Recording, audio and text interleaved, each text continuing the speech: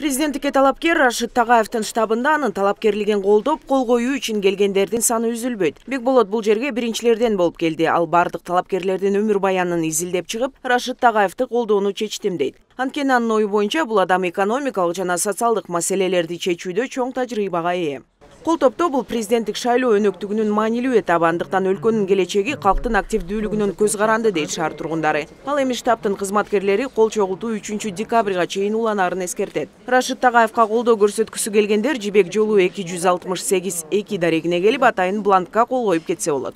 С утра приходит очень много людей. Бүгүн Рашид Тагаевди колдоо үчүн штабка келгендердин саны арбын. Айта кетсем, ушундай эле кол топтоо иш-чаралары Кыргызстандын бардык аймактарында өткөрүлүп жатат. Рашид Тагаевди колдойм дегендер 3 декабрга чейин келип, кол коюп кетсе болот.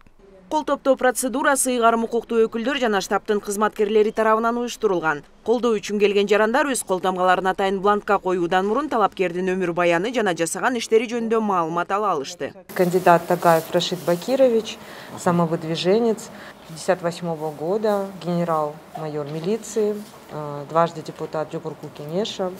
Очень рады, что вы сегодня отдаете свою подпись в поддержку нашего кандидата.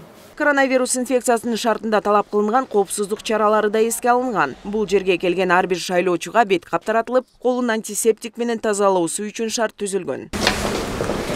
30 миңден 60 миңге чейин кол чогултуу президенттикке атсалышып жаткан талапкерлер үчүн милдеттүү шарт. Талапкерлерди колдоо үчүн 18 жаштан өйдө жарандар кол тамгасын калтыра алат. Эскерте кетсек, кезексиз президенттик шайлоо 2021 жылдын 10 январына белгиленген.